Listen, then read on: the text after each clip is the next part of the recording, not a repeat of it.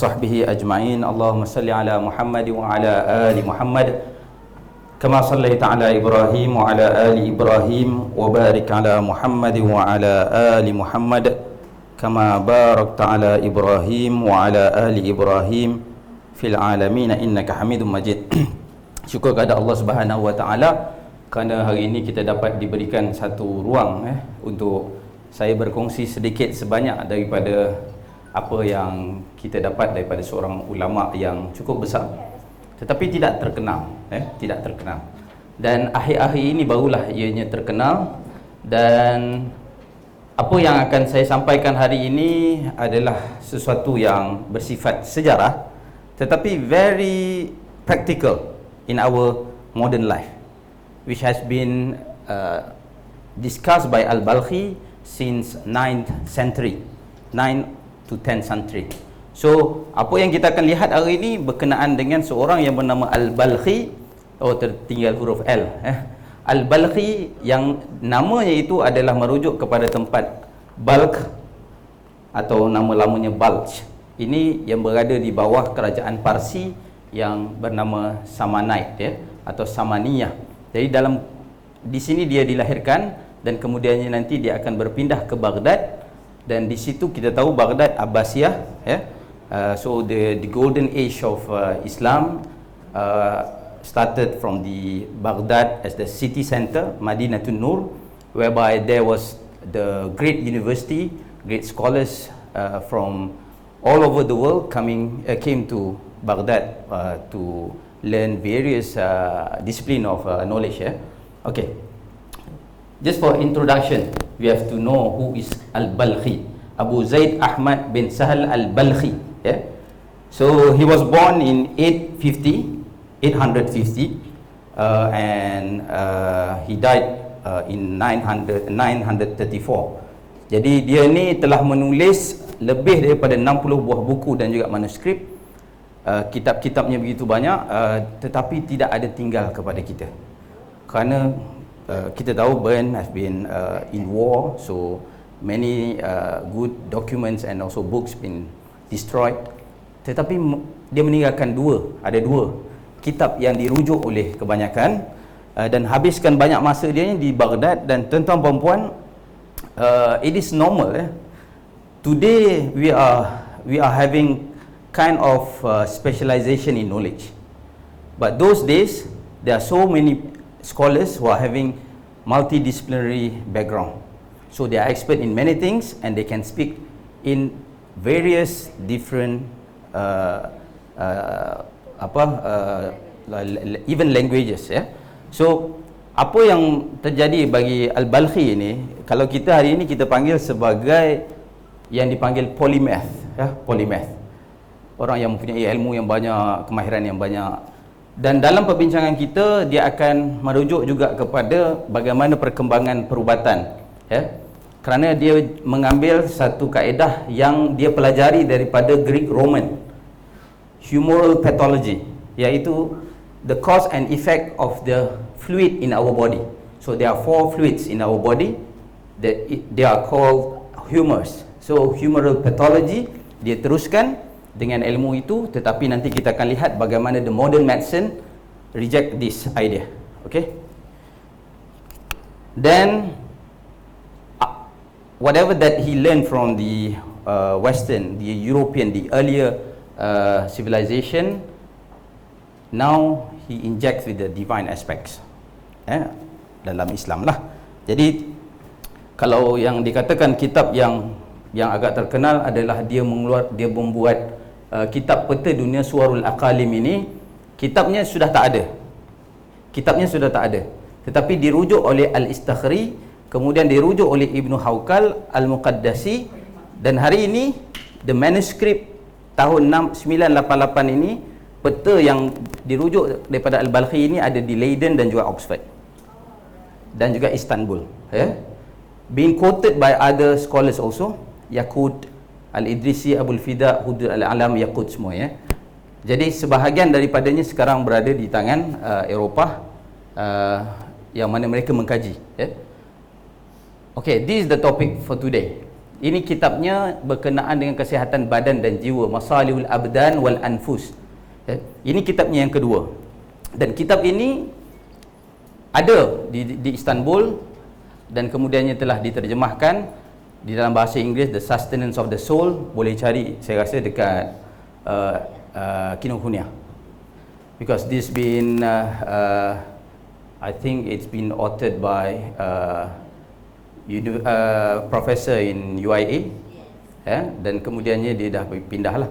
So, pass away, oh pass away, okay, yes, he's passed away. And di penerbit dia siapa? Triple IT, Triple IT. Really? Oh yeah, it's available for free in PDF. Boleh search saja.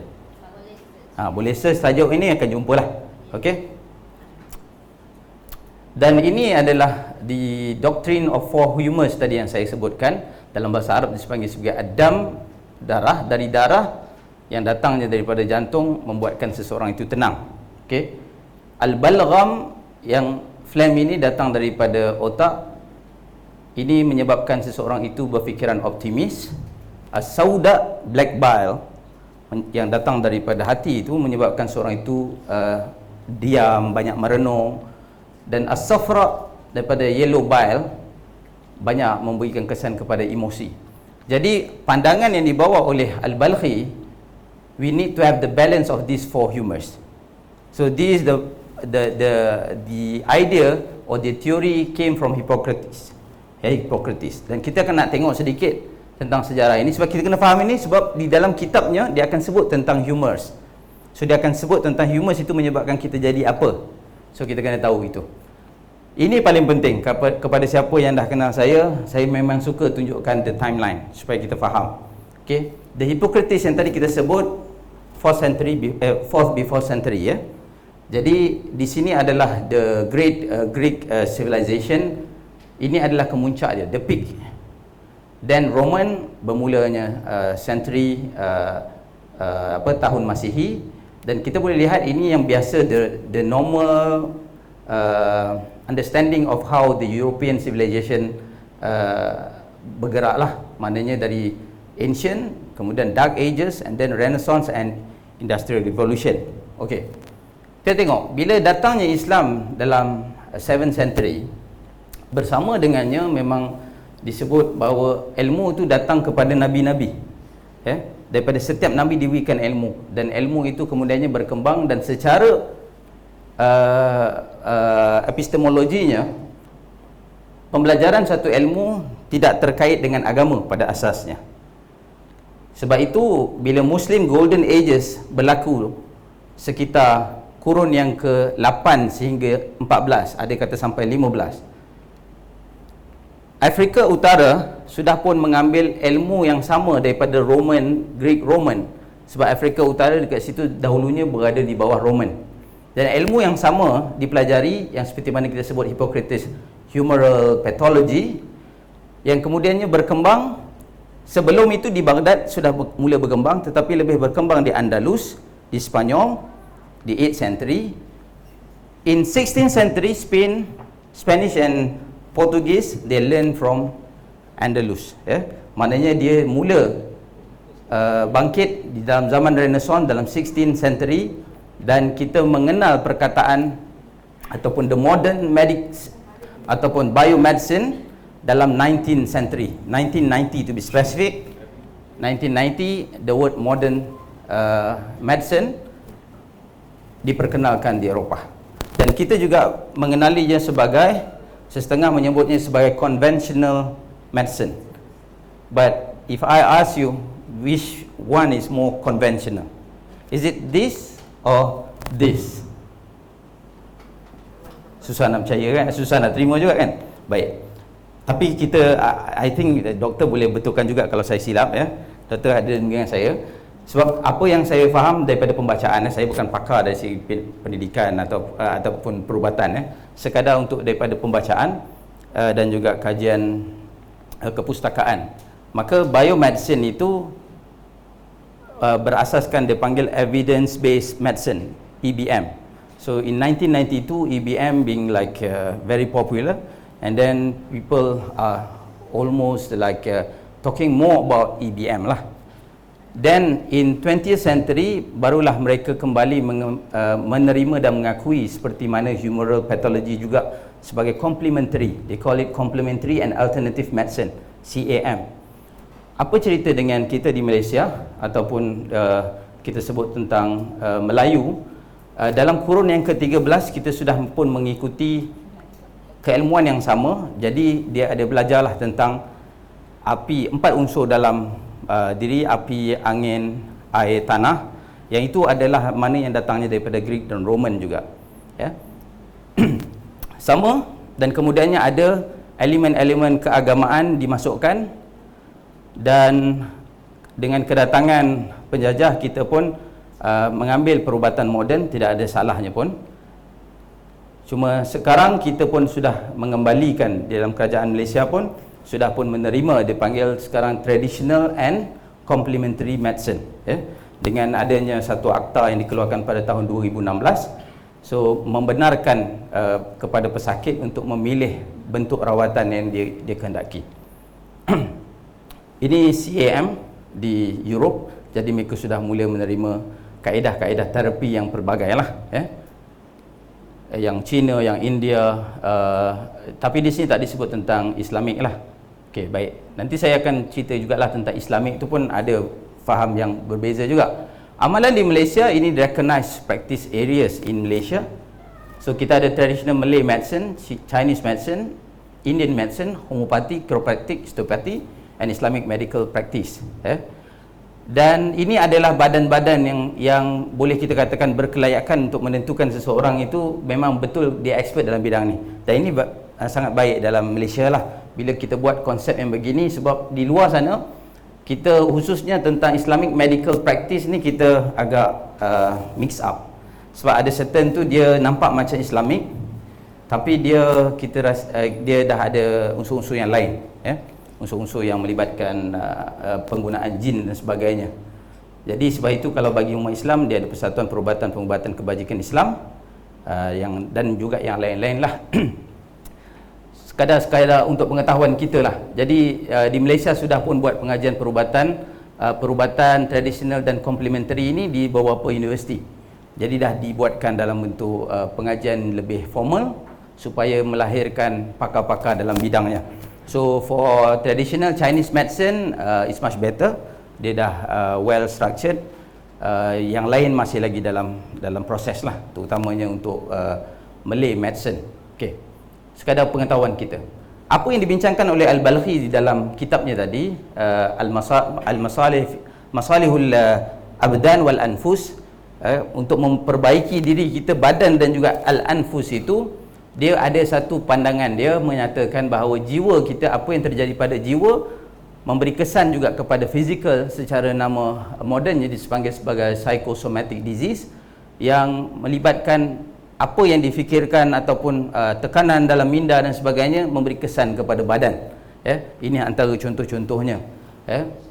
Tetapi saya tak nak pergi lebih mendalam. Kalau ikutkan Al-Balkhi membincangkan pula mind dan juga jiwa berbeza, al-anfus dan juga kita panggil apa kat sini, pemikiran ataupun emosi, pemikiran dan emosi semuanya di sini, di minda, tetapi dikawal oleh jiwa, ya. Yang itu perbincangan yang lain lah, yang itu agak mendalam, kerana Al-Balkhi ini juga background dia geografi, mathematics, kemudian biology, medicine, kartografi, kemudian dia ada juga filosofi. Jadi perbincangan tentang minda biasanya orang bincang bukan dalam perubatan. Biasa bincang tentang minda, perbincangan itu dalam filosofi. Jadi filosofi akan membincangkan lebih mendalam, tetapi Al-Balkhi mengatakan minda tidak boleh diasingkan perbincangannya dengan badan. Dia mesti bersama bincang.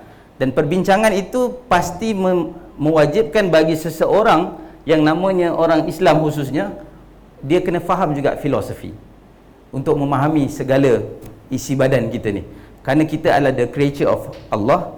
So asas ilmu semua datang dari satu, tetapi kemudian manusia telah memecah-mecahkan dia, dan pecahan-pecahan itu menyebabkan kita ada keperluan untuk berkolaborasi dengan orang-orang yang berbagai kepakaran.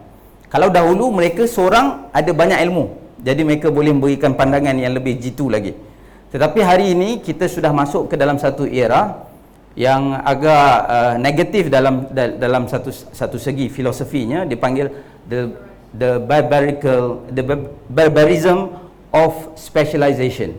Dia kata bila we become too much specialized, and then we are macam kita dah tenggelam dalam ilmu kita, and then whatever other people from other kind of knowledge, they reflect on the same issue, kita tak boleh terima. Sebab bagi kita bukan bidang kamu. So jadi yang itu satu perbincangan yang lain yang tak sempat untuk kita bincangkanlah. Jadi bila berbincang tentang brain ini yang biasa kita dengar tentang emotional di sebelah kanan, sebelah kiri adalah tentang logik dan sebagainya. Tetapi yang dimaksudkan oleh Al-Balkhi, segalanya ini memang betul dibuat oleh minda ataupun dalam brain kita, tetapi dia bermula dengan kehendak. The desire came from the soul. The desire came from the soul. Jadi soul yang dimaksudkan kalau dalam Al-Quran, dalam perkataan-perkataan yang disebut sebagai Al-Anfus, lebih daripada 200 ayat Al-Quran ada perkataan Al-Anfus itu. Jadi itu perbincangan kita boleh buat dekat kelas nantilah, tentang Al-Anfus. Baik, badan dan jiwa tidak boleh dipisahkan, kata Al-Balkhi. Apa yang terjadi pada badan ketika lemah sama juga terjadi ketika jiwa kita lemah. Apa yang dimaksudkan? Bila badan itu lemah, contoh dia datang sakit demam, dia datang sakit kepala, datang sembelit. Menarik tentang Al-Balkhi ni, dia menulis kitab ini, dia orang yang philosophical, tetapi dia cuba menulis secara layman. So perkataan yang digunakan mudah difahami, dia tunjukkan sampel dan dia tunjukkan how to dalam buku ini. Jadi saya harap saya dapat cover semualah. Bila lemah, orang mungkin sakit ke demam, sembelit, maka respon yang biasa kita dapat bila sakit, apa kita buat? Kita cari ubat. Kita akan cari ubat. Okey, apabila jiwa lemah, kita menyebabkan kita berasa sedih, kita sakit hati, kita takut, kita berasa panik. Apakah respon kita yang awal? Makan ubat. Okey, yang tu betul. Bila once kita dah mula ada sakit yang mungkin dah jadi prolong kan, panik ke anxiety ke, kita akan ambil ubat. Tapi kalau kata normal, kalau kita rasa sakit hati, apa kita buat? Kita just ignore. Betul tak? Okey. Dia kata untuk badan nak menyelesaikan masalah ni senang, sebab kita boleh identify the sources. Dia punya punca kenapa jadi macam tu sakit, ini obat dia. Senang. One by one kita boleh settlekan. Tetapi untuk jiwa, dia berbeza mengikut setiap orang. The endurance of each and every one of us is different. So dia heterogeneous, maknanya tidak sama setiap orang. Dan untuk menjaga kesihatan jiwa, ini cerita Al-Balkhi dalam kitabnya, dia cerita tentang dia punya approach adalah preventive and also therapeutic. So untuk permulaan bab ini, beliau banyak menceritakan tentang preventive. Jadi dia bila nak membicarakan, dia ada dua part dalam buku dia. Part 1 adalah untuk badan, part 2 adalah untuk soul. So untuk soul, bila dia nak bincang tentang soul, dia akan buatkan perkaitan dengan badan. Dia kata sama saja badan dan juga soul. Internal, kita boleh jadi sakit disebabkan imbalance of humors, yang tadi 4. Imbalance of humors. Tetapi eksternal, kita terdedah dengan panas yang kuat juga boleh menyebabkan kita badan berubah dan kemudian sakit demam dan sebagainya. Sama juga dengan kesejukan. Jadi bagaimana nak menyelesaikan dia? Biasanya untuk menjaga balik balance of humors, we need to have good diet. Dia kata, this is the way to preserve. Kalau dia punca dia adalah eksternal, you kena protect from that hazard. Maknanya kalau memang tempat tu dah tahu tempat panas, you jangan terdedah begitu lama. Kamu cuba elakkan diri. Kalau tempat sejuk, berpakaian lebih tebal dan sebagainya. Okey, untuk body pain mudah untuk kita fikirkan, tetapi untuk soul pain, dalam badan kita ada fikiran-fikiran yang negatif yang muncul tiba-tiba. Dan ada juga yang eksternal yang membuatkan kita, bila kita dengar dan kita lihat, menyebabkan kita jadi pressure, tertekan. Dia cerita macam tu. Seronok benda ni. Sebab benda ni terkait dengan kita ni sekarang ni. Ini adalah masalah yang paling besar sekarang. Bila kita dengar dan lihat dalam video, social media dan sebagainya, reaksi, itu ada perbincangan lain. Al-Balkhi menyebutkan tentang reactive emotion dengan rational emotion. Rational emotion adalah emosi yang patut dibuat, seperti mana seseorang membunuh orang lain dan kita marah dengan orang tu, pembunuh. That's rational emotion. Tetapi reactive emotion adalah emosi yang kita react tanpa sempat kita berfikir. Tidak ada elemen jiwa, tidak ada elemen fikiran, tidak ada. Sebab apa? Sebab dia kata itu adalah reaksi yang ada pada haiwan juga. Dia reactive emotion, dia memang akan terjadi bila orang herdik, kita akan rasa macam marah. Bila ada orang tak ada sebab, kita tak tahu kenapa, tapi kita akan rasa marah.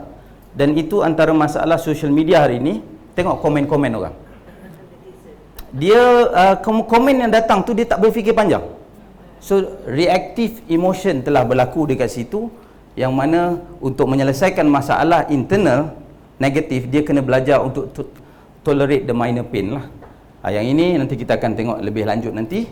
Kemudian kalau yang luaran ini, apa yang patut dia buat? Melatih diri untuk not overreact, ataupun kita just abaikan. Benda tak ada kaitan dengan kita, video-video entah apa cerita yang dapat, tiba kita duk marah. Tak pasal-pasal, yang sakit jiwa kita, bukan orang yang menghantar. Itu biasa terjadi.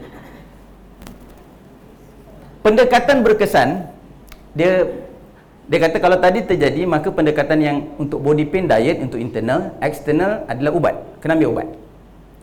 Kalau internal bagi soul pain, dia kena thought training tadi, ataupun sebabkan dia dengar daripada yang lain, maka dia perlu dengar yang positive words from others. So this is the intervention. Dan paling menarik bila saya dengar, saya membaca kitab ini, dia mengatakan external intervention is more useful. Dia kata, sebab apa? Point dia mudah saja. Pain so occupied and overpowered them. Bila kita sakit yang sangat, waktu tu kita nak fikir betul pun dah tak boleh dah. Sebab dia dah efek kita punya jiwa. Maka kena makan ubat dulu baru boleh fikiran lebih baik. Kedua, kalau kita nak train diri kita dalam keadaan kita dah tertekan, dah ada tekanan jiwa, mungkin kita ada rasa takut dan sebagainya, kita nak train amat susah. Tetapi kalau ada external party coming to us and then they are asking for like sabarlah, benda ni orang lain pun mungkin kena juga, ada orang mungkin kena lebih teruk pada kamu. Kata-kata yang baik ini, kata-kata positif ini boleh meredakan seseorang yang dalam keadaan jiwanya sakit. Dan first aid kit ini disebut oleh dia, oleh Al-Balkhi, first aid kit for the soul. Sekiranya kita tak jumpa partner, good people, wise people among us that can advise us, so what you should do, make it a habit to keep having good thought. Biasakan, sebab bila dijadikan habitual untuk berfikiran positif, baik dan sentiasa dalam keadaan baik, maka datanglah satu yang buruk pun dia akan sudah terbiasa untuk berfikiran positif. Poin dia yang ketiga, jiwa itu kompleks. Sebab itu tak dapat diselesaikan masalah semudah memberi ubat. Jadi untuk menyelesaikan hal jiwa ini, sebab jiwa kita ni dia transitory condition, dia tidak kekal, selalu berubah. Sekejap dia boleh tahan lama, kadang-kadang dia tak boleh tahan lama. Kadang-kadang kita bercakap rutin yang sama, tapi ada masanya rutin tertentu dia rasa bosan, lepas tu dia malas nak enjoy dengan kita, nak be companion with us for travel dan sebagainya. Dan bagi Al-Balkhi, dia ada tanda-tanda pada fizikal juga. Bagi orang yang sedang marah, dia akan cakap tu terputus-putus sikit. Saya baca ni saya terkejut, sebab saya antara yang susah nak marah, tapi kalau saya marah, saya memang tak boleh nak bercakap. Marah tu dia naik, lepas tu nak bercakap macam Dia sikit-sikit kataan pun dia tak susun. Walaupun kita tengah marah orang tu pun dengar tak terasa apalah. Sebab cakap terputus-putus. Menggigil, warna kulit kemerahan. Takut, anxiety, membuatkan suhu badan boleh berubah, ekspresi muka pun juga terganggu. Untuk menyatakan dia suka tak suka dah susah nak faham dalam keadaan tu. Ini yang paling menarik dalam kebanyakan para ulama yang saya baca, Al-Farabi, Al-Kindi, Ibn Sina, Al-Balkhi, kemudian kita Ar-Razi, kita jumpa ramai lagi para ulama dalam di Islamic Golden Age itu, dia menyatakan tentang ini. Hidup ini adalah untuk bahagia. So kebahagiaan adalah satu darjat kebajikan yang tertinggi sekali, yang tidak ada lagi suatu jenis kebajikan di atasnya lebih tinggi atau lebih berharga. Maksudnya apa yang paling baik bagi satu manusia itu adalah dia berasa bahagia, ya. Dan ini dinyatakan dalam Asy-Syura, dan inilah the divine element ada dalam bukunya untuk menyatakan bila kita memahami, kita percaya pada Tuhan, percaya pada Allah, dan kita mempercayai bahawa adanya hari kiamat. Bila memahami hari kiamat itu, maka keuntungan yang kita cari adalah keuntungan akhirat. Dunia ini bukan yang menjadi matlamat kita. Maka dengan itu, kalau siapa berkehendak keuntungan akhirat, Allah akan tambahkan keuntungan itu. Kalau siapa nak dunia, Allah bagi juga sebahagian dia. Dia dapatlah kekayaan, dia dapatlah keseronokan, harta, kemudian pangkat dan sebagainya dapat. Tetapi kebahagiaan ataupun keuntungan di akhirat itu dia tidak dapat, kata Allah dalam surah Asy-Syura ini. Dan lebih menarik lagi bila disebut di dalam Al-Qasas, surah Al-Qasas yang ke-77, ini ayat yang biasa kita dengar, wabtaghi fima atakallahu ad-daral akhirah. Ini dalam khutbah Jumaat selalu sebut, ya. Maknanya yang kita carikan dalam kehidupan dunia, apa saja yang kita buat, itu adalah untuk kebahagiaan akhirat. Dan tetapi jangan pula tinggalkan dunia. Maknanya keperluan dunia kita kena lakukan, kita kena laksanakan, dapatkan, dan buat baik, dan jangan buat kerosakan. Jadi dengan buat baik, dengan jangan buat kerosakan, dia akan memberikan kebahagiaan dalam diri kita. Dan walaupun kita tak bahagia dekat dunia, kita pernah jumpa orang susah, tetapi dia boleh tersenyum bahagia. Orang jawatan rendah tapi boleh senyum bahagia. Kenapa? Kerana antara lain dia meyakini bahawa bahagia akhirat lebih penting lagi. Maka apa sahaja dugaan yang dia alami dalam dunia ini, dia tidak begitu ambil kisah. Poin yang keempat yang dibawa oleh Al-Balkhi, ya, beliau menyatakan simptom, punca dan juga rawatan. Okey, ini dah masuk ke dalam yang tadi general, preventif. Sekarang dia nak bawa kepada kalau orang dah kena sakit, apa simptom dia, apa punca dia, dan macam mana nak merawat.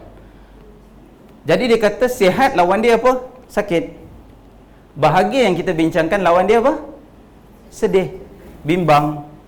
Maka kita kena kenal pasti punca untuk elak daripada sakit, untuk elak daripada sedih atau bimbang, supaya kita kekal bahagia. Ini yang dia mulakan dalam cerita tentang simptom, punca dan juga rawatan. Kita tengok contoh di sini. Dia antara di dalam ilmu psikologi moden pun menyebut beliau Al-Balkhi sebagai the founder of they call it psycho spiritual, psycho spiritual therapy, yang mana dia juga antara yang awal, kerana dalam kurun ke-9 atau 10 itu yang mengklasifikasikan tentang tekanan ini, ataupun yang kita panggil sebagai anxiety ke apa ni, masalah mental dibahagikan kepada 4. Jadi dia telah meletakkan 4 itu. Kalau seseorang punca kepada aggression adalah rasa marah pada diri dia, dan ini adalah simptom yang kita boleh lihat dalam physical body. So ada warna kulit kemerahan, suhu badan naik. Kalau ekstrim dia akan jadi amok. Ini orang Melayu lah selalu cerita pasal amok ni. Anxiety, ya, dia rasa bimbang, risau, ini datang daripada perasaan takut, dan antara tanda-tanda seperti mana kita lihat. Dan dia katakan ketika mana punca ini tak dapat diselesaikan, membawa kepada satu sakit yang begini, dia takkan pernah dapat rasional untuk mencari solusi. Akan susah dia menjadi rasional untuk mencari solution.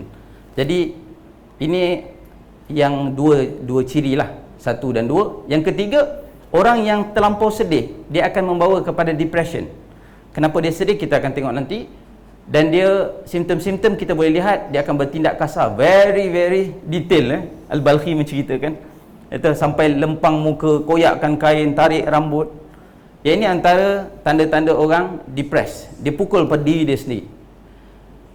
Dan OCD, antara yang awal bercerita tentang OCD ni adalah beliau menceritakan tentang OCD, yang mana kita boleh lihat dia punya simptom, repetitive action, repulsive action, dan juga pemikiran negatif.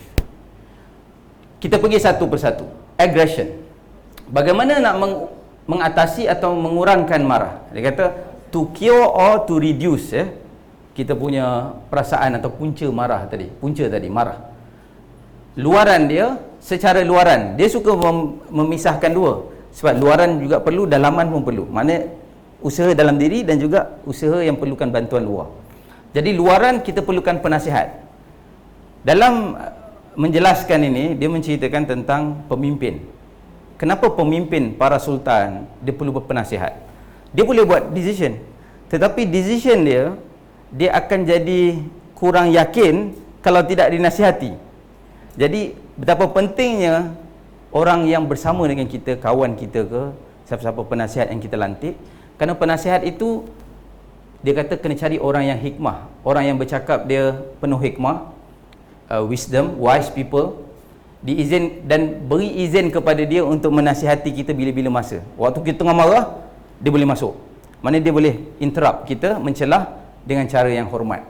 Yang ini dinyatakan secara jelas how to dapatkan penasihat. Yang kedua, dalaman.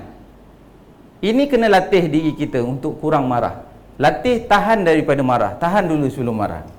Kedua, fikirkan kesan marah ke atas diri sebenarnya lebih teruk daripada ke atas orang lain. Bila kita marah, dia punya efek dia, the impact is much harmful to us rather than to the other people. Jadi kita boleh marah, sebab ada setengah orang kena marah pun dia tak ada perasaan kan. Dia okey je. Tapi yang marah ni, dia yang sakit hati. Terutama yang social media ni, marah orang tu kahwin poligami contoh. Marah macam-macam, marah dengan politiknya, dengan macam-macam. Marah tu tak habis, dia tinggal kat dalam jiwa kita dan akhirnya memberi kesan kepada kehidupan. Ya. Beringat tentang perasaan bersalah. Kalaulah kata kita marah pada staff yang teruklah cara kita marah dia, dan akhirnya akan datang perasaan ini sebenarnya. Dia akan datang nanti, bersalah dan menyesal. Ingatlah nanti kita akan menyesal juga. Beringat betapa besarnya nilai sabar dan memaafkan. Sedarlah bakal mengeruhkan hubungan. Tumpukan pada tindakan yang salah. Kadang-kadang bila kita berasa marah dan kita melakukan perbuatan seperti marah, mengherdik dan sebagainya, memalukan, mengaibkan orang dalam mesyuarat contoh, kita kadang-kadang terbawa sampai kita marah pada pelaku. Sebenarnya bukan orang itu yang patut dimarahi, tetapi apa yang dibuat, tindakan, the action, bukan orang itu. Dan ingatlah kebaikan dan keikhlasan, dia bukan tak pernah buat baik, pernah buat baik. Jadi yang baik kita lupakan, hari ini sekali je dia buat salah. Itu yang kita ingat. Dan itu menyebabkan mudahnya seseorang itu menjadi marah. Dan ini very practical. Kalau betul kita tengah marah dan punca marah adalah Suhail contoh, jangan jumpa Suhail waktu tu. Maknanya elaklah daripada jumpa orang itu, kerana kita perlu membuat tindakan ketika kita tenang. To decide any matters in our life, we need to decide when we are calm. Bukan ketika mana kita dalam keadaan marah. Sebab itu dalam Islam mengajar kalau tengah marah apa? Kita ambil wuduk. Kalau kita marah sedang berdiri, kita duduk. Jadi itu kaedah-kaedah yang sudah pun dibuat dalam bentuk how to oleh Al-Balkhi tanpa menyebut dalil-dalil itu. Dia tak menyebut, dia dah jadi macam satu manual dalam Al-Balkhi, dalam kitab Masalihul Abdan wal Anfus. Kedua, anxiety. Apa punca takut? Dia kata ada dua jenis danger. Ada immediate danger, ada expected danger. Immediate danger memang betul, danger tu depan kita. Kita takut untuk melompat. Contoh kita takut untuk melompat satu jurang, dan memang itu immediate danger. So itu tak berapa bahaya untuk seseorang. Tetapi expected danger adalah lebih bahaya. Dia tak buat pun lagi satu kerja tu, tetapi dia rasa benda tu menakutkan, membahayakan dia. Dia tak tahu pun, dan dia tak ada ilmu pun tentang itu. No knowledge at all. Tapi dia expect perkara itu, dan itu lebih bahaya. Immediate danger macam inilah. Sakit, kematian, gempa mengejut, bunyi bising yang sangat kuat, melihat mayat, mangsa luka parah. Sebab saya dalam bidang undang-undang, kita ada bahagian, kalau UiTM ada bahagian forensik, ya. Jadi ada sekali saya sempatlah dekat UiTM tu, saya tengok gambar mayat-mayat ni. Bukan semua orang boleh tengok, tak boleh, ya. Kematian orang yang terputus tangan dia, yang dirogol, semuanya memang kita dapat lihat kesan kepada dia, meninggalkan stigma kepada kita. Jadi setengah orang memang itu immediate danger dia, menyebabkan dia takut. Dan ini tindak balas setiap orang berbeza, maka susah untuk kita berikan satu jawapan yang fits all. So ada setengah orang mungkin dia boleh tengok setakat patah boleh lagi, tapi putus dia tak boleh dah, atau hancur dia tak boleh. Ada orang dia tak ada masalah. Jadi doktor-doktor dalam bidang forensik ni dia tak ada masalah lah. Okey. Luaran, yang tadi kita cerita luaran. Jadi kalau memang takut darah, tak payahlah pergi dekat tempat ada melibatkan darah. Seperti adik saya lah, dia tak boleh tengok darah, dia akan pingsan. Isteri dia bersalin, tak pernah dia ada sekali, sebab nanti dia pun akan pingsan. Jadi takut itu dapat hilang dengan dia mengelakkan diri daripada berada dekat tempat yang menakutkan dia. Dalaman ini boleh dilatih. Cuba untuk hadapi perlahan-lahan, ya, rasa takut itu. Kemudian naikkan ego, sebab setiap orang ada ego. So kita boleh bermain dengan ego, mengatakan aku boleh sebenarnya, kita boleh. Jadi dia berlawan dengan dalaman, jiwa dia. Tanamkan kepada diri, siapa yang tak pernah hadapi biasanya paling takut. Yang ini selalu saya sebut pada anak saya ni. Dia belum peperiksaan memang dia takut. Saya kata, tapi dah habis periksa, senang kan? Senang. Maknanya semudah itu. Bila kita tak pernah hadapi satu perkara, dia akan menyebabkan kita ada expected danger yang kita fikirkan. So kita takut tentang apa yang akan jadi selepas itu. Dan ketakutan itu bila kita tak hadapi, kita tak lalui, menyebabkan dia kekal ada dalam kita, melainkan orang yang dah melaluinya. Dan penting sekali ini, bila ada banyak info mengenai satu-satu perkara, maka lebih mudah untuk kita faham dan untuk kita dapat mengurangkan rasa takut. Depression. Al-Balkhi menyatakan tentang perumpamaan orang yang kena depression. Depression is an extreme form of sadness. Dan dia kata anxiety adalah umpama api yang nyala membara. Api yang menyala-nyala. Dan sadness adalah bara yang ada selepas hilangnya api tadi. Bermaksud dia nak kata ini tak settle lagi ni. Sadness tak selesai lagi. Walaupun mungkin anxiety itu dah hilang, dan ia adalah suatu yang parah dan sangat menyakitkan bagi seseorang yang mengalami kedua-duanya serentak. Dan dia menyatakan jiwa manusia ini, our soul is like sunlight. Dan bila ada gerhana begini, itulah depression atau kesedihan. Ini dia kata, kita akan hidup the miserable life kalau kita ada kedua-dua ni. Takut pun ada, sedih pun ada. Jadi perasaan ini dia berkait dengan, biasanya takut tentang future threat, sedih biasanya tentang sesuatu yang dah lepas. Namun dia ingatkan kepada kita bahawa hidup di dunia ni tak boleh lari daripada berasa takut atau sedih. Maka kita kena tahu untuk mengawalnya.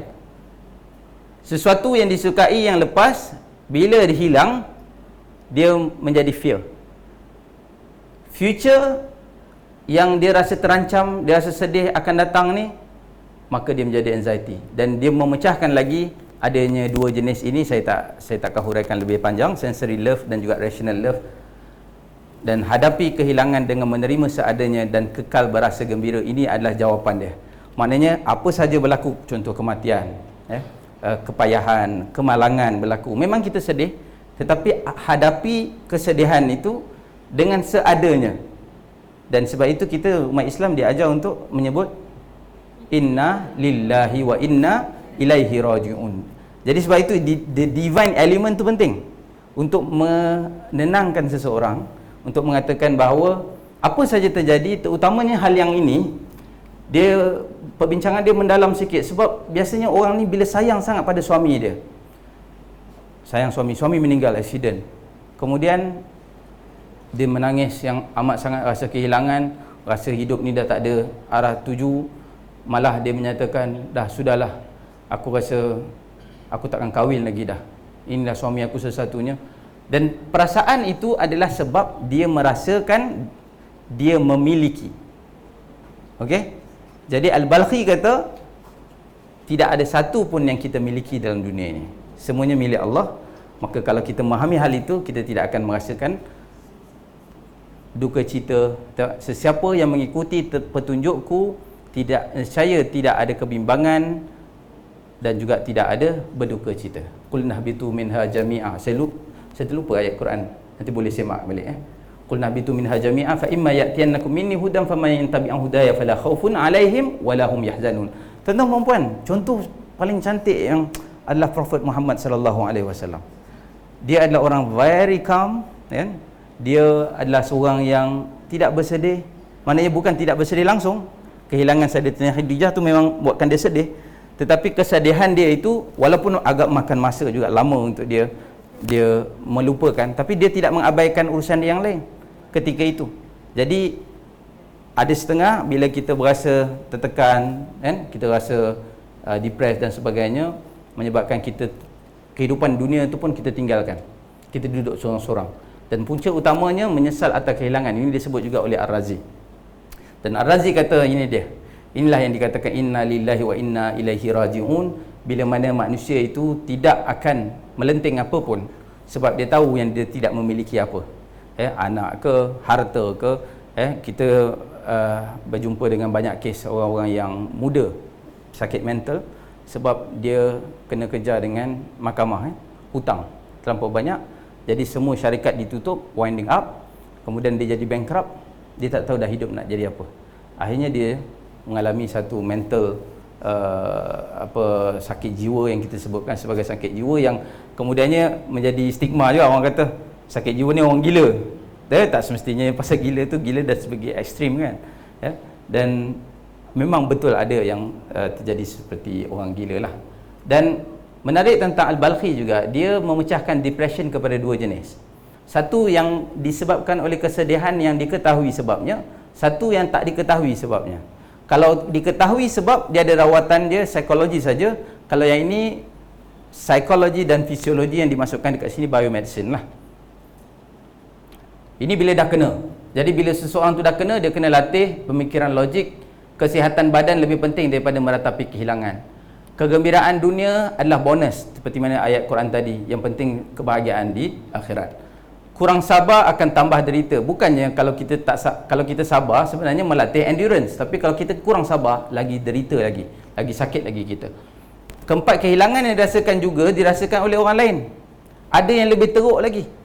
Jadi kita kena fikirkan, kalau kita berlaku apa-apa masalah terhadap kita, ada orang yang lebih teruk lagi. Dan bersyukurlah kerana kita tidak diuji dengan yang lebih berat. Ada orang bermaksud dekat situ kita ada potensi untuk menjadi lebih baik, untuk gain the future pleasures. Tetapi bila kita tidak bersyukur, maka kita merasakan diri kita sudah teruk sangat, sedangkan tidaklah berapa banyak, tidaklah seteruk mana. Setiap insiden kehilangan akhirnya akan dilupakan juga. Ini adalah memang realiti. Ramai juga orang yang kata dia takkan kahwin lagi lepas suami dia meninggal ataupun isteri dia meninggal. Dia rasa sayang waktu tu, tengok 5 tahun lepas tu dia kahwin. Sebab memang realiti manusia akan lupa. Kita akan lupa. Jadi kenapa kita tidak berlebih-lebihan dalam meratapi kehilangan? Yang ini menarik. Jika sebab tak diketahui secara fisiologi tadi, biomedicine dia kena ambil ubat lah. Tetapi secara psikologi, ini cara dia. Talk therapy, sound therapy ataupun aromatherapy. Talk therapy ni memang kita biasa tahu jumpa kaunselor. Tetapi secara tak langsung, kalau kata kita belum dapat jumpa kaunselor, jumpa orang yang kita percaya, yang boleh memberikan kita sokongan, kata-kata motivasi yang baik. Ini adalah yang ditulis oleh Al-Balkhi, adalah satu amalan ketika Islamic Golden Age. Seperti contoh di Mesir, ini adalah hospital sakit jiwa, ataupun mental health hospital, yang dipanggil sebagai Bimaristan Al-Mansuri di Kahirah. Dan ini adalah dia punya layout. Kalau kita lihat, dia ada klinik, dia ada kawasan orang dah sihat keluar kat sini. Kemudian ini tempat lelaki perempuan dibezakan, dan kebiasaan kita akan dapat ada courtyard dan di tengahnya ada apa? Air pancut. Itu terapi. Air pancut adalah sound therapy, sound therapy.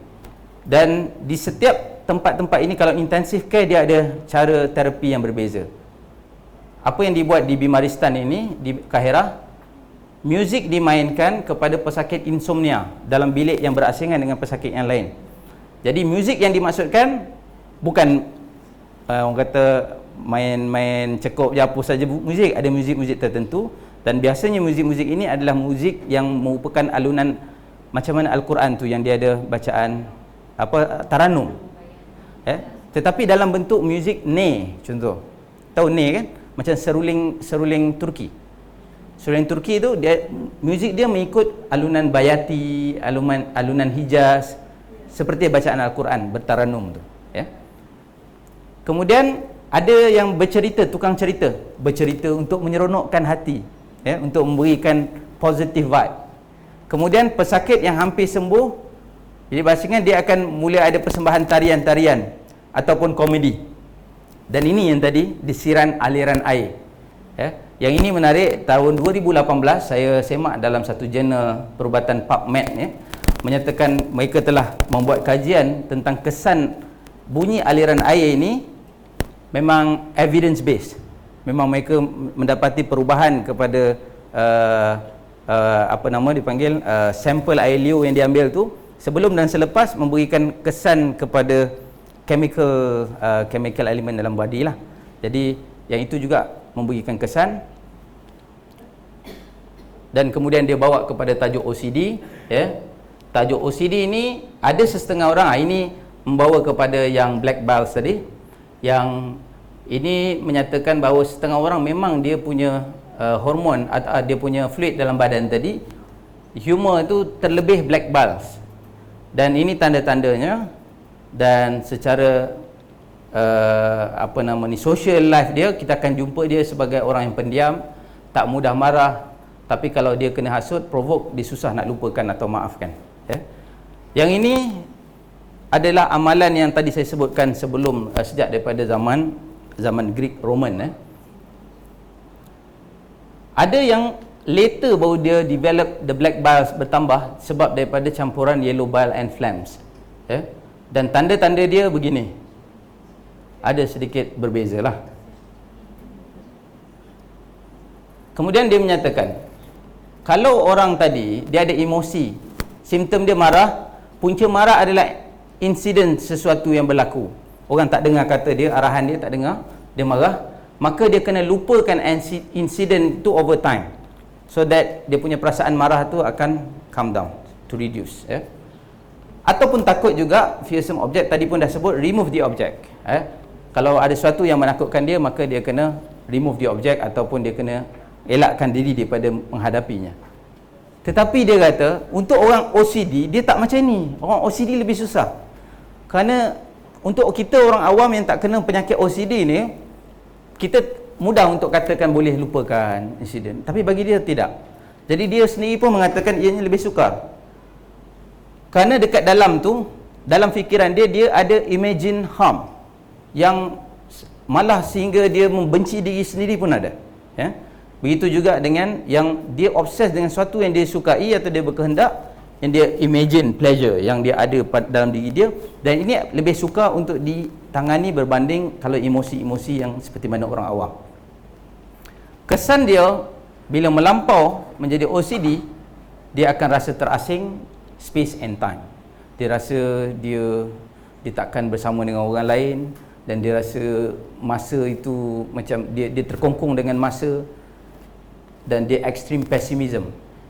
Dia berasa negatif sahaja tentang diri dia, malah dia lebih teruk extreme pessimism ini, dia merasakan orang lain juga akan menghadapi apa yang dia akan dapat.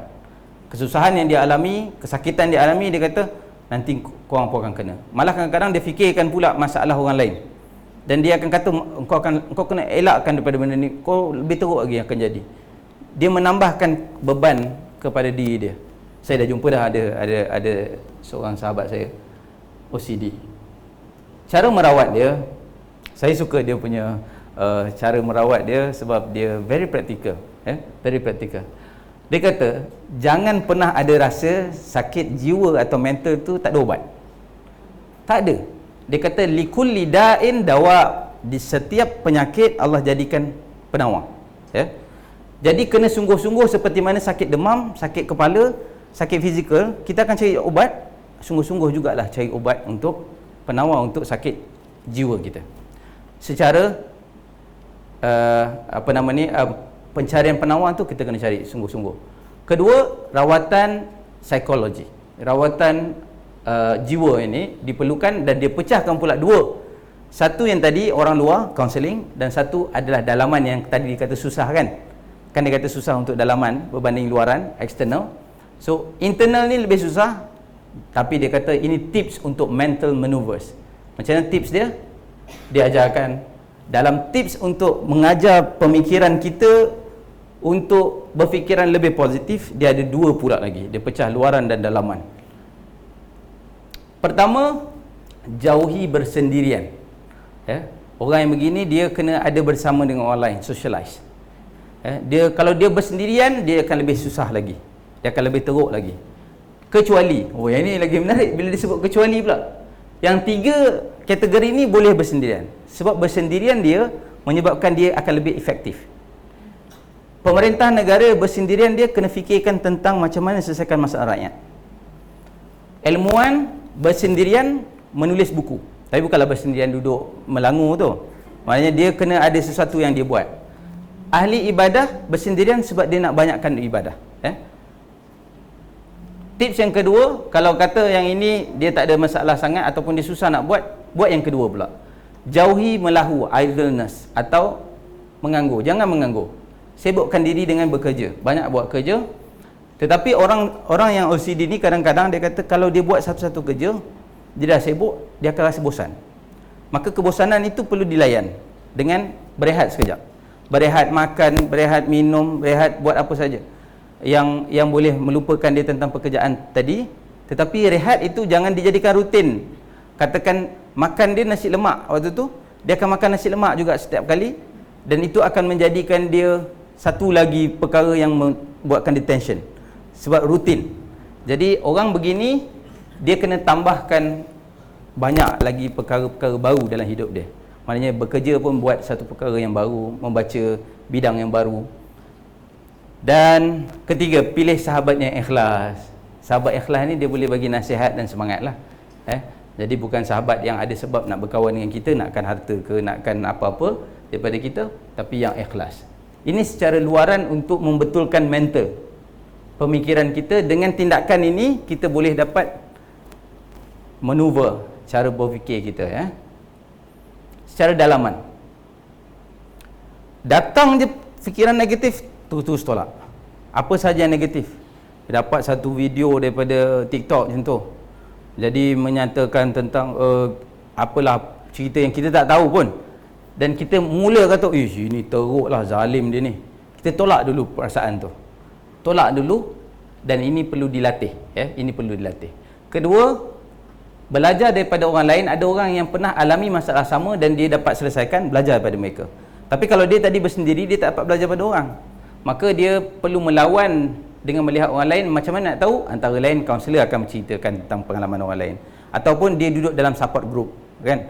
Jadi dengan cara itu dia boleh menyelesaikan masalah.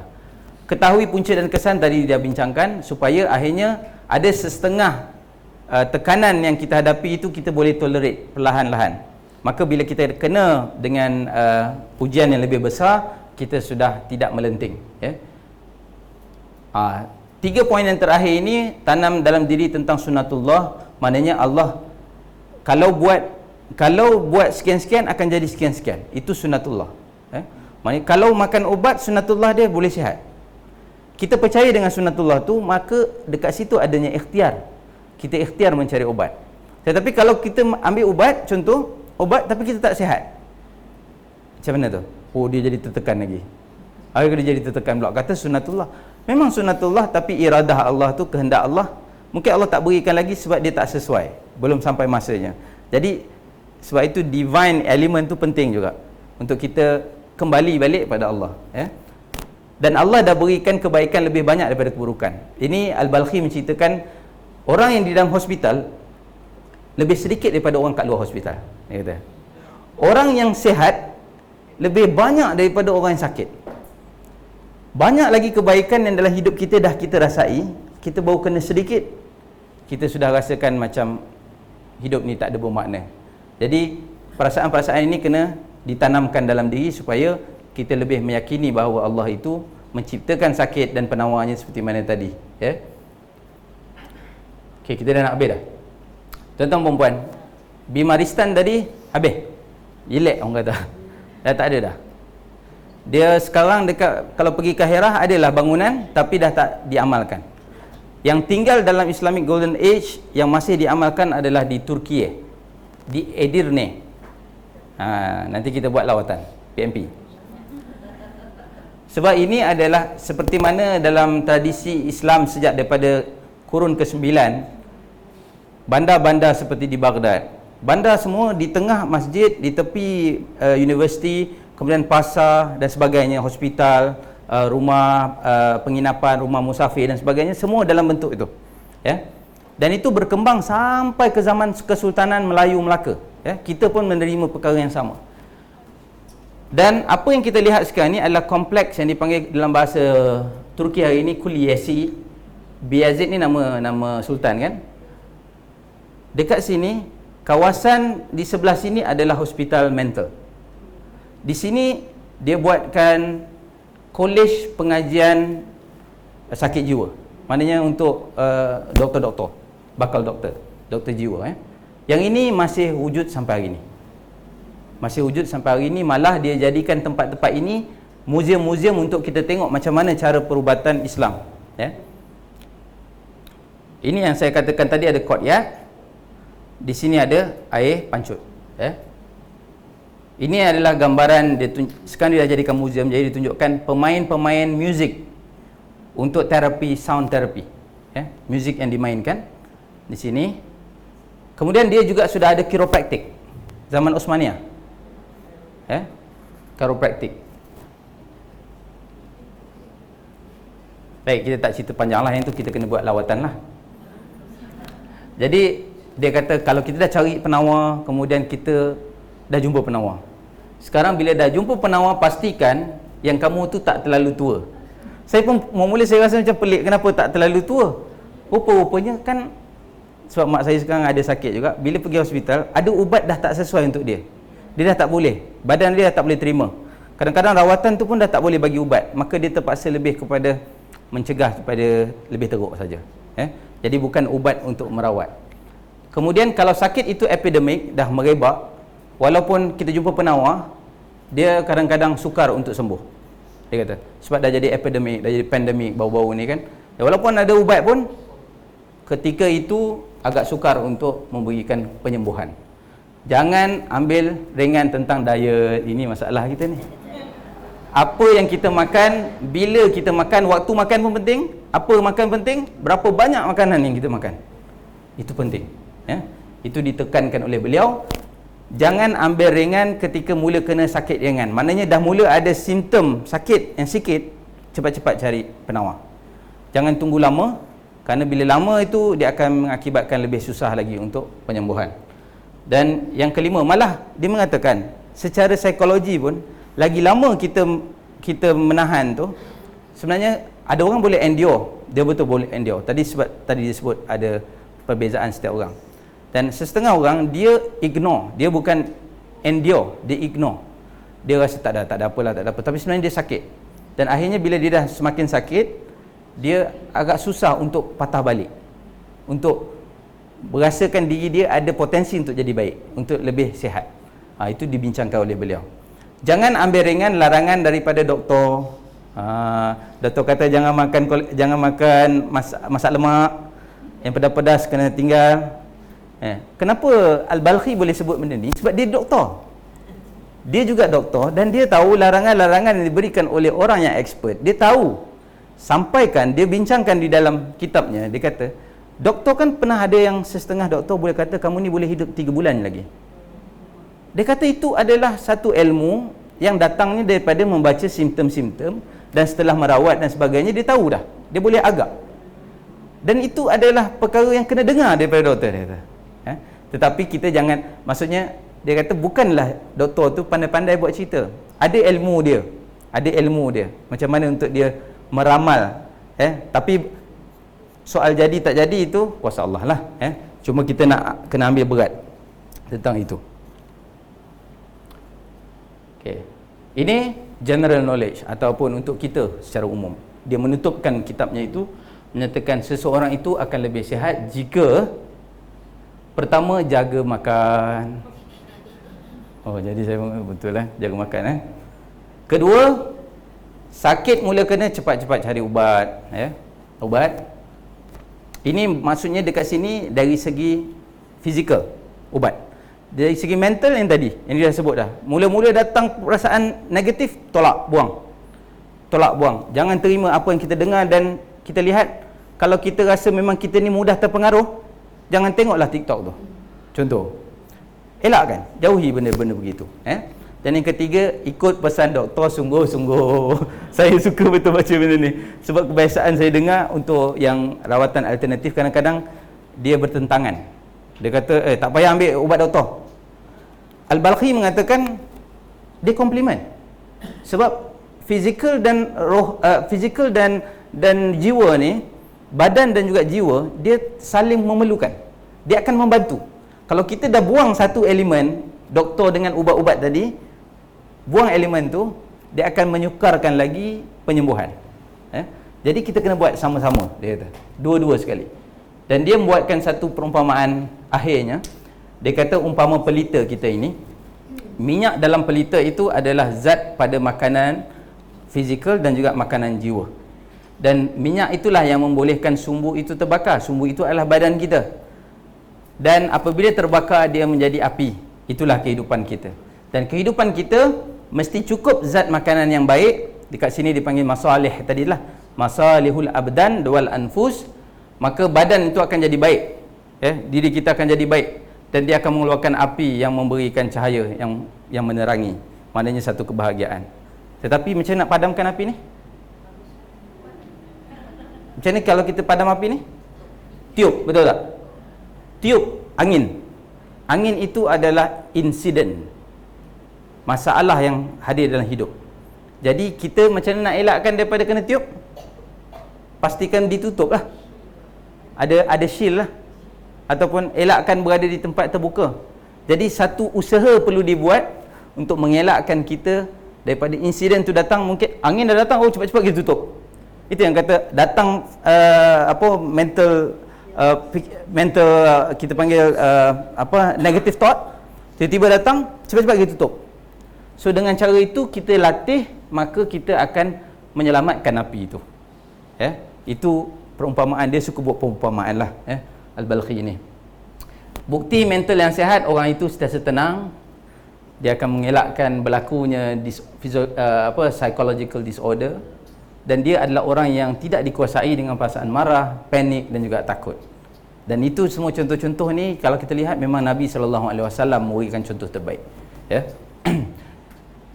Apa yang Nabi tak kena? Diludah, dibaling batu, sampai berdarah-darah, sampai melekit-lekit pada selipernya.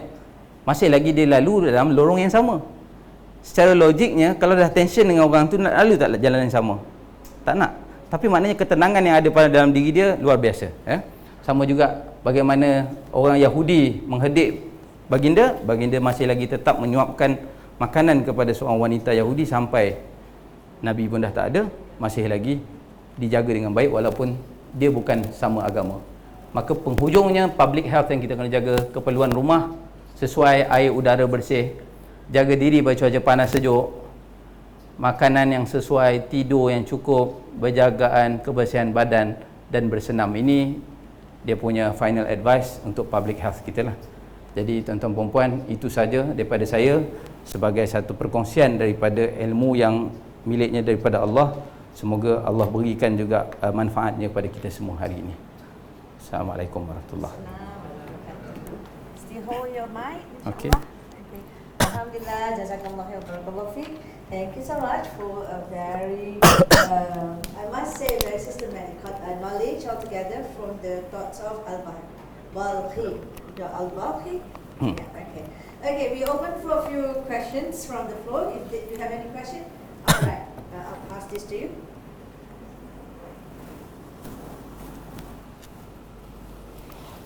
Hello, Yeah. my name is Ashraf. Ya, Syaraf. Sorry, I memang orang yang banyak bertanya.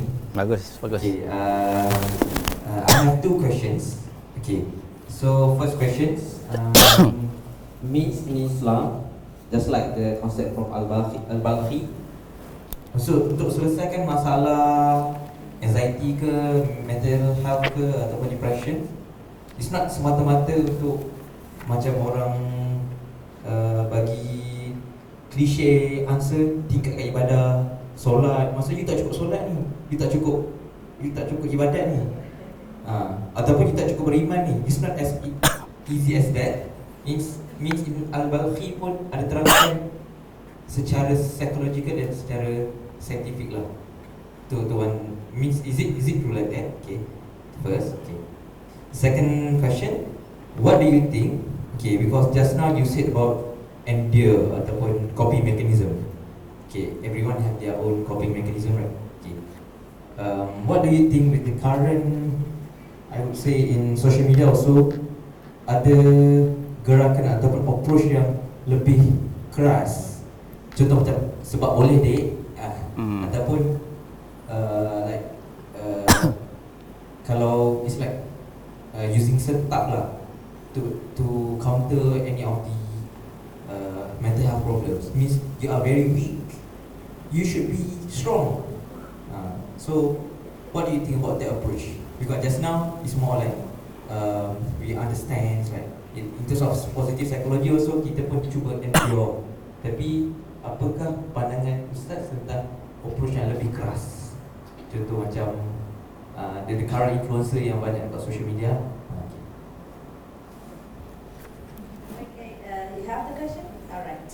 Okey. Pertama sekali, saya bukan doktor, bukan pakar psikologi jadi saya punya jawapan adalah berdasarkan apa yang saya baca Jadi practicality itu mungkin lebih kepada pandangan peribadi saya. Jadi kalau nak lebih jelas dari segi sudut pandangan pakar atau dalam bidang yang sepatutnya adalah mungkin seperti doktor dan orang dalam bidang inilah. Cuma saya cuba untuk berikan sedikit pandangan saya lah tentang yang pertama. Sakit je, kamu ni zikir lah kan? Solatlah qiyamul lail ke apa ke ya, jangan duk ini semua gangguan syaitan apa semua. Ada tak dia bincang oleh Al-Balkhi ya? Jawapannya dia ada bincang. Satu poin yang saya jumpa adalah dia kata punca kepada seseorang itu berfikiran negatif ada dua.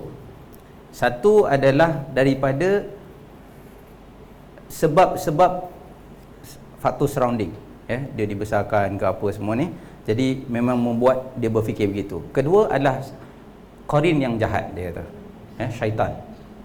Tetapi yang menarik lagi pada habis daripada dia menyatakan itu, dia kata tetapi punca ini tidak penting kerana sekarang orang tu dah kena sakit. Jadi untuk menyelesaikan sakitnya itu bukan kita nak kita kena cari cara rawatan, dan cara rawatan yang dicerita dia tak masukkan pun hal-hal soal ibadah tadi ataupun zikir dan sebagainya. Okay, let me make it much more clearer. Sebab kalau tidak kan nanti orang duk tengok pula video ni kata apa ustaz ni. Bukan sebab saya nak defend diri saya, tapi saya memahami hal ini dengan melihat beberapa kes-kes yang saya sendiri alami dengan beberapa orang sahabat yang saya kenal. Dia taklud tau. Macam mana kita panggil zikir taklud? Sebab ketika itu dia nak berzikir, fikiran dia bukan berzikir. Dia baca Quran, bukan fikiran dia masih berkecamuk. Fikiran dia tengah tak elok. Nak suruh solat pun dia tak boleh solat dengan khusyuk. Jadi orang pun marah kata, inilah sebab solat tak khusyuk lah ni. Sebab tu tak boleh baik. kita nak salahkan dia pula ke situ. Jadi Al-Balkhi mengambil approach menyelesaikan secara fisiologi dan psikologi dulu.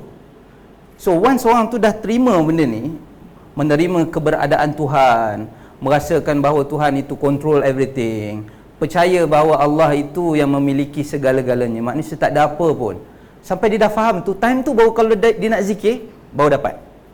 Betul tak? Time tu kalau dia nak solat, dia akan dapat rasa indahnya solat. Tetapi kalau dengan mula-mula dia datang kat kita, suruh buat ni, betul tak? Ada yang menjadi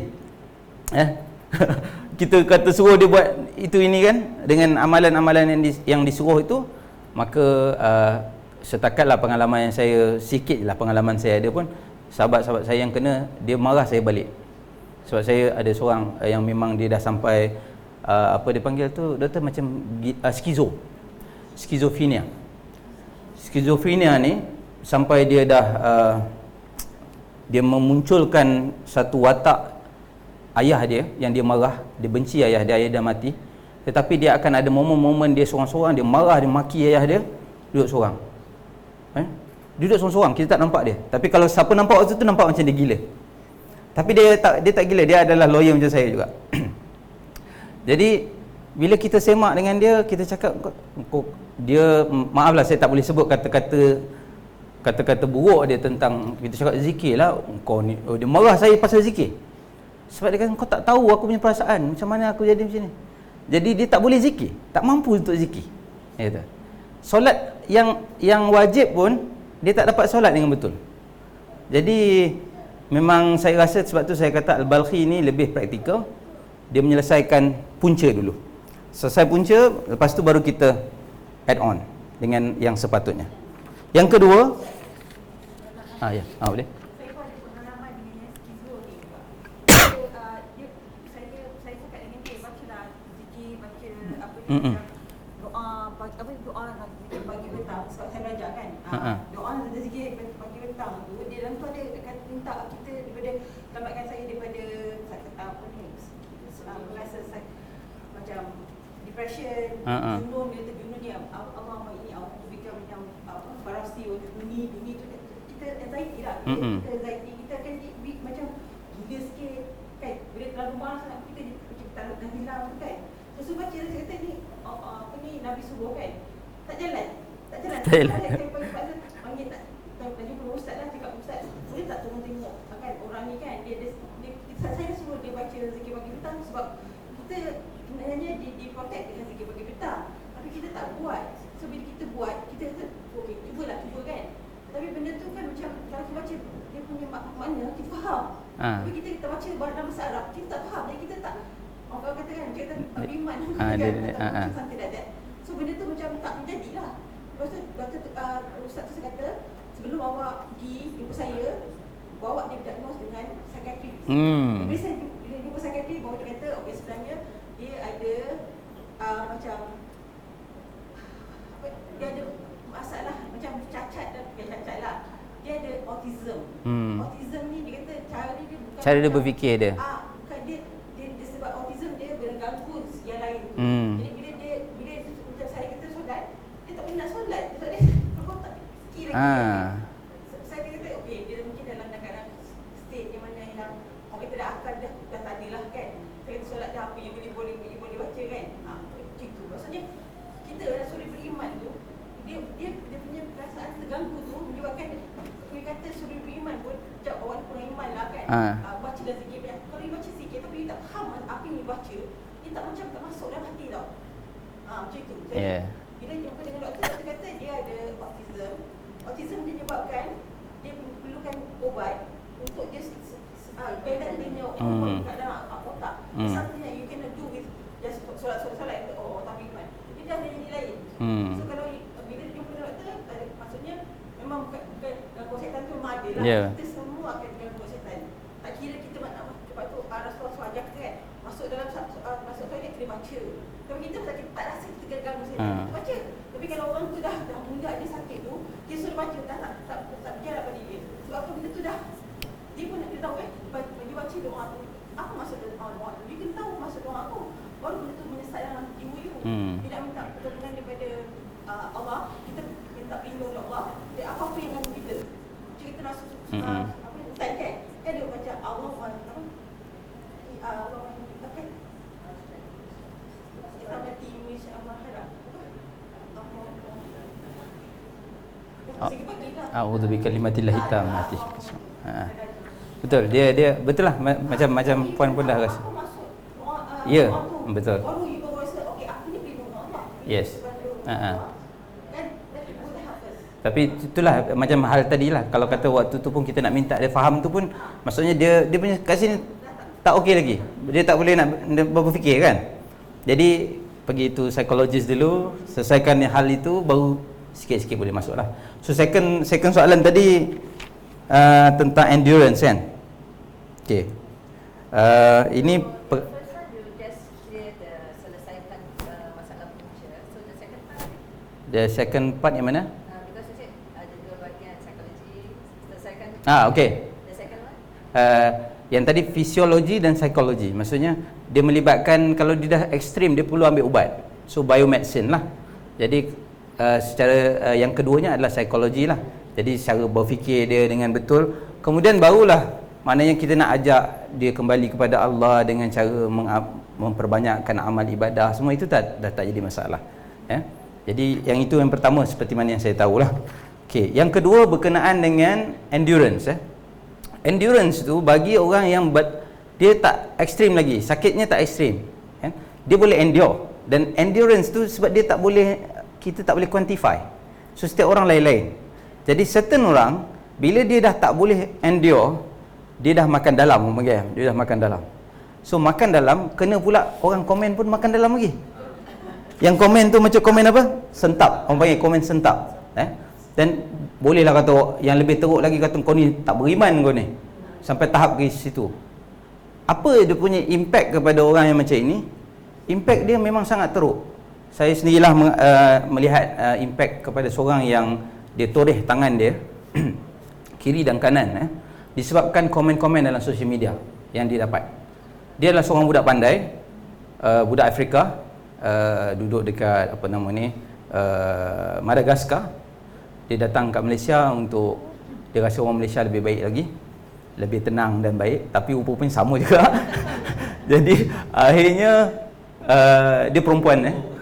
Satu hari dia bukan Islam lah, bukan Islam. Bila dia buka dia punya tangan tu, dia tunjukkan sebab nak ceritakan macam mana dia pernah depres yang sangat teruk sehingga dia cuba untuk bunuh diri. Jadi dia buat itu semua adalah disebabkan oleh komen-komen macam ni. Bila komen tu datang dalam bentuk mencabar dia, provoke dia, kan, kata kau ni tak beriman, engkau ni lembik ke apa kan. Sebenarnya itu tak membantu dia. Itu menambahkan lagi rasa resistant dia. Dan dia kata macam, kalau dia nak lawan, okey. Tapi kalau dia kata memang aku lembik, memang aku ni, maka lagi teruk lagi. Sebab itu Al-Balkhi kata jauhi benda ni. Kalau dah tu jauh je, tak payah layan. Saya zaman PKP saya pernah ada sedikit, saya tak tahu yang itu distress juga. Depressed kan? Saya tak tahu itu depressed. Tapi saya secara peribadi saya ambil tindakan untuk 6 bulan saya tak buka Facebook. Sebab sebelum itu rupanya itu punca dia. Jadi rupanya bila semak dengan doktor psikologi kata, itu tanda-tanda depressed tu. Nasib baik dah lawan awal kan. Jadi kalau orang tu dah kena, ikut Balkhi kata elakkan, tak payah bersama dengan situasi yang macam tu. Lebih baik dia hidup dengan orang-orang yang real. Kalau dibincangkan lebih lanjut lagi tentang social media ni, social media nama Facebook dipanggil sebagai social platform. Social, untuk bersosial. Tapi the reality, dia bukan social life yang macam mana the real social life. The real social life, kita jumpa orang, kita kenal dia, kita tak kenal kebanyakan orang kat situ dan ramai fake, orang scammers lagi, kan? Dan secara tak langsung kita dihidupkan dengan algoritma yang dibuat dalam sistem yang memerlukan engagement, dia panggil. Engagement tu reaction. So reaction ini dibincang oleh Al-Balkhi tadi, reaction emotion. Emosi yang akan muncul bila dia react tanpa dia berfikir panjang. Subconscious mind dia. Dia akan orang maki pemerintah contoh, dia pun akan ikut sekali, dia pun maki sekali. Tak pasal-pasal dia nak komen juga. dia ada satu perasaan yang sama juga. Orang ni label orang ini ni bid'ah. Orang ni label orang ini ikut kafir. Orang ini masuk syurga, orang ni masuk neraka. Dia pun fikir aku ni masuk mana? Jadi akhirnya dia pun sama-sama akan masuk sekali. Jadi yang ini yang diingatkan oleh Al-Balkhi, jangan bentuk reaction tu kita kena stop sejenak. Berhenti dulu untuk fikir dulu. Poin ni betul ke tak betul? Kalau tak, kita rasa macam kita sangsi, kita cari lagi info about satu-satu benda tu. So sekarang ni kita dalam dunia yang sangat mencabar. Sebab bila dia menggunakan approach tu menyebabkan society and also people become more toxic. Yeah. They are less empathy and easy to judge people. So dan dia sangat worsening sebab the attachment of the young generation lagi tinggi towards social media compared to the old times. Yeah. People are rely on validation, affirmation of happiness from social media currently. Ya, betul. And you tengoklah content how they buat political moves ke, buat campaign, you can see easily from social media. Dan sekarang dia orang panggil healing kan. Healing sampai malam, Healing sampai pagi. which is it what Islam should do as a healing? Yeah. So itulah juga peranan kita bila datang kelas ataupun exposure macam ni kita dapat. Kita juga membawa mesej yang sama kepada keluarga kita kan. Bukan masalah pada social media, masalah how to control our engagement in the social media. Sebab dia sama juga macam live dekat luar, cuma yang itu lebih toxic sebab dia dah jadi macam semua kebanyakan, majority. Tetapi saya boleh katakan saya tak masuk dalam toxic tu, sebab saya memilih apa yang saya nak. Jadi kita kena ajar memilih apa bahan yang patut kita nak, dan apa bahan yang kalau datang kat kita, kita swipe je. Kita swipe saja. Maknanya memang algoritma akan melihat kita tak suka benda tu, dia tak akan tolak benda tu. Jadi sistem teknologi sekarang ni dia tengok apa yang kita suka. Kalau yang keluar kat kita adalah toksik, maknanya kita mungkin duk layan juga cerita-cerita toksik tu. Tetapi saya secara pribadi, kalau tanya saya, memang very challenging. Zaman sekarang very challenging. Tapi orang Islam tidak ada pernah ada satu perasaan putus asa. Kita masih akan terus positif dan optimis. Okey. Saya nak tahu kita tengok apa ni zaman akhir kan, akhir zaman. Memang Rasul kata kita akan duduk dalam keadaan yang sangat keliru. Kalau kita punya ilmu banyak macam ni, kita akan boleh dengar bukan ni, salah ni kan. Tapi kita macam dekat dalam kelas sejarah, Rasulullah dia cakap jangan masukkan semua sekali dalam kepala. Sebab bila you overthinking dia akan jadi gila lah kan. Kalau you macam into politics, you akan jadi gila kan, tak suka dengan you punya whatever, you punya parti yang you go kan. Itu juga dengan dalam agama kan. Kalau macam sekarang kan dia yang one person cakap macam ni dan you refute something macam baru-baru ni yang pasal Allah di mana tu kan. Some people they don't like it. Dia dekat zaman Nabi ibu, kalau benda-benda yang macam senang macam philosophical ni dia dah cakap sangat, nanti orang tak boleh nak faham. Lepas tu nanti gaduh kan. Bila orang tanya pasal Allah di mana, dia orang just yang tadi soalan gitu kan, macam just don't debate. In fact dia ada hadis kata jangan debate langsung, sebab kalau debate tu orang jadi confused. So salah kalau tanya pasal benda-benda macam tangan Allah semua kan, jangan cakap. Just kau jangan cakap, jangan soal benda tu tak boleh kupas situ pun. Sebab benda ni tak boleh dibincangkan, tak boleh dibincang. Memang kena debate, memang tak boleh apa tu, tak ada cerita dalam saraf tu kata dia akan jawab soalan ni. Dia orang pun kata dia tanya okay, zaman sekarang ni dia orang bincang pula. Bincang kenapa ada sebab juga. Sebab some people have this persangkaan daripada awal lagi, macam dia dari awal kata okey, yang faham macam ni adalah grup ni, yang faham macam ni grup ni. So you nak pilih grup mana? Semacam itulah. Jadi kalau you tak refute dia tu, orang akan aku suka grup taklik yang ni kan, aku ikut yang ni lah, ustaz aku macam ni lah. Macam tu. Itu maksudnya lah. Okey. Dan kita memang tak boleh nak avoid that kind of dia we have Ustaz to okay. hostkan, and then after that if you need to see our speaker, Brother Harith or Ustaz Sahil, you can do personal. Okay, after this we'll give up to 1 o'clock, but for now we have Ustaz Rumus Handul. Okay. Alright? InsyaAllah. Okey. Apa yang puan sebut tu, perbincangan hari ni semualah soal politik, soal agama, tentang katakan sampai mempersoalkan Tuhan itu bagaimana sifatnya, itu bukan perkara baru. Itu bukan perkara baru. Dah ada zaman dulu pun. Sejak daripada zaman bermulanya, selepas zaman Nabi pun sudah mula perbincangan tu. Dia perbincangan tu memang berlaku. Tetapi bezanya dengan zaman dulu dengan sekarang, perbincangan tu pernah tak ingat? Saya ingat waktu saya kecil dulu.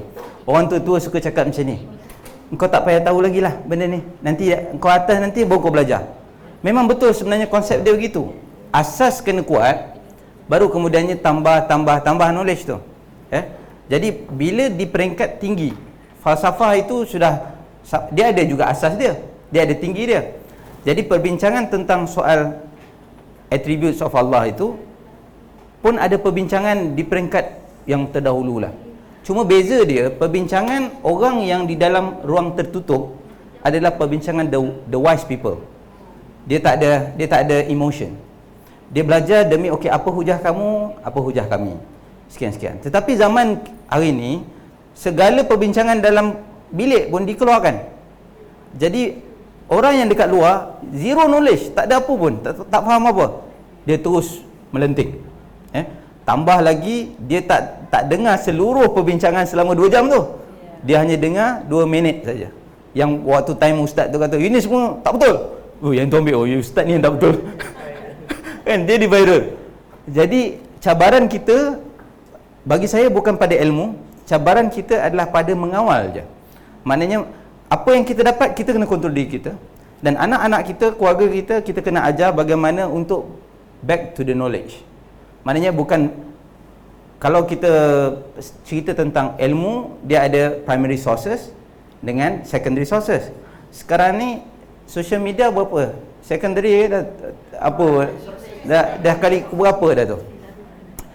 Kebanyakan yang saya tahu, saya tengok yang viral ni adalah cakap atas cakap, fulan. Ilmunya pun tak tahu kat mana. Kita tak tahu fulan tu kata ni, fulan ni. Mana kamu? Ustaz Suhail kata itu dalam program ni. Oh, okey. Maknanya kita terus terima betul. Sedangkan yang saya sampaikan ni pun, balik nanti semak lah. Maknanya kena semak juga.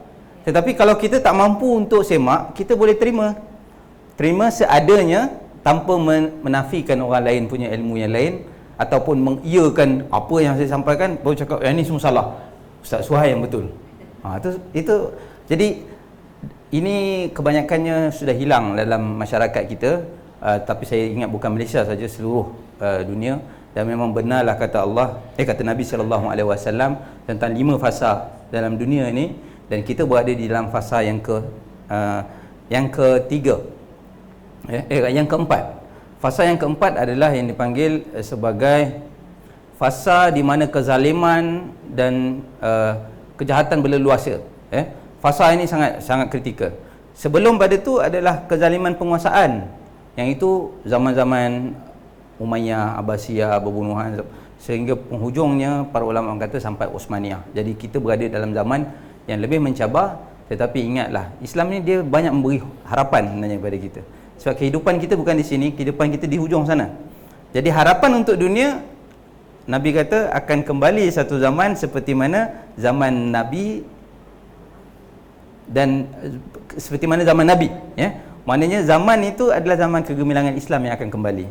Dan kemudiannya berakhirlah kita dengan kematian kita, dan kematian itu adalah bermulanya yang dipanggil sebagai segala yang jiwa kita lakukan akan mendapat sahamnya di situ. Jadi tuan-tuan puan-puan, sebagai pengakhirannya, itulah sedikit rumusan yang saya sampaikan untuk menambahkan lagi kefahaman saya tentang kehidupan ini, dan kemudiannya ke mana hala tuju kita. Maka bahagia yang kita cari itu bahagia dunia dan akhirat. Bila Nabi dengar sahabat berdoa kan, Rabbana atina fid dunya. Jadi Nabi kata, takkan dunia dan akhirat. Rabbana atina fid dunya hasanah wa fil akhirati hasanah. Jadi kita kena tanamkan yang itu dalam jiwa anak-anak pun daripada kecil, tentang akhirat tu. akhirat yang abadi tu. Maka secara tak langsung dia akan membantu segala masalah kita dalam kehidupan, kita akan balik kepada Allah Subhanahu wa taala. Itu saja, maafkan saya atas kekurangan, semoga memberikan manfaat ya. Amin ya rabbal alamin. Assalamualaikum warahmatullahi wabarakatuh. Jazakallah khair, barakallahu fiik. Masya-Allah. Another giftful start from Binda Prof. We have to close us Ustaz memang Okey, baik. daripada BNP, insya-Allah.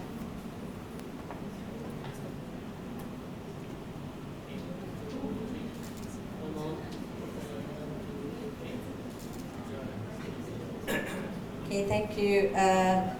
Since